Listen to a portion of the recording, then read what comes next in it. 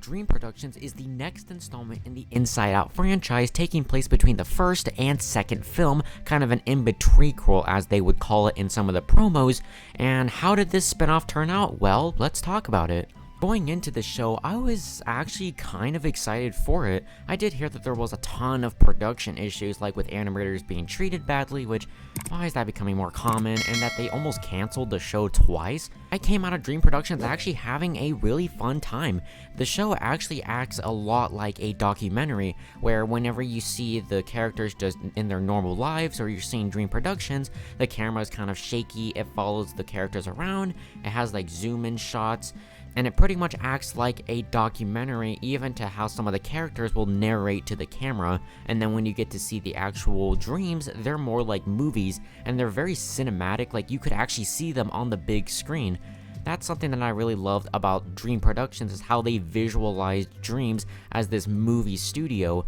And especially with all these posters that they do have of the TV show, it's just very clever on how they represent dreams. And I mean, do you think about it, your dreams are very complex and interesting, so are they kind of movies in a way in your mind? So the plot of the show is basically them trying to make a new hit dream, since a lot of their other dreams Riley has forgotten about.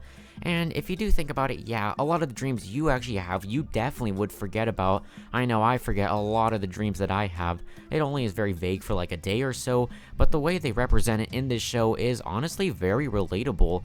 And how they make the camera Riley in this show, they introduced a couple of new concepts with that aspect that really made this show a bit more interesting, and again, visualized dreams extremely well.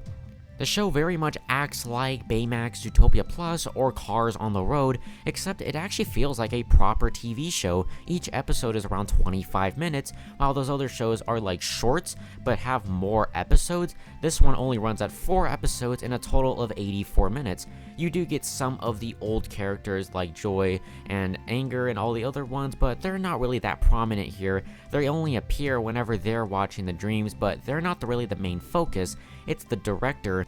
It's this director, which we did see a bit in the first Inside Out, and Dream Productions wasn't even mentioned in the second film, but we do get to see a bit more of her, and she is kinda unlikable, yeah, and she makes everyone hate her at first, but then she eventually makes everyone like her by the end, which, yeah, that's a bit predictable and typical for a character arc, but it's not bad. My only real critiques is that, yeah, her character can be pretty unlikable at times, and I didn't really like some of the villainous stuff they did towards the end of the show, but other than that, I actually really love this show, and the Inside Out franchise just continues to get better and better and better. So yeah, this is probably going to be one of the shortest reviews I've ever done, because there's not really to talk about this show. It's a fun and enjoyable time, and it's just a great spin-off story from Inside Out. If you love these characters, if you love the world of Inside Out, then you'll have a good time. If you're not a fan of the movies, or if you're just not feeling a spin-off, well, this may not be for you.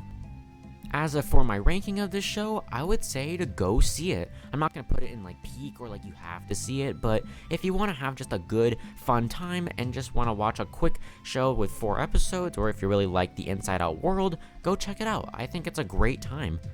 But what do you guys think about Dream Productions? This review was relatively short, but I actually have another video coming out, I think in the next coming day or so, but I mean, I'm going to be pretty busy this next month, so I'm going to try to get a lot of videos out as much as I can, and of course, I'll see you guys all next time.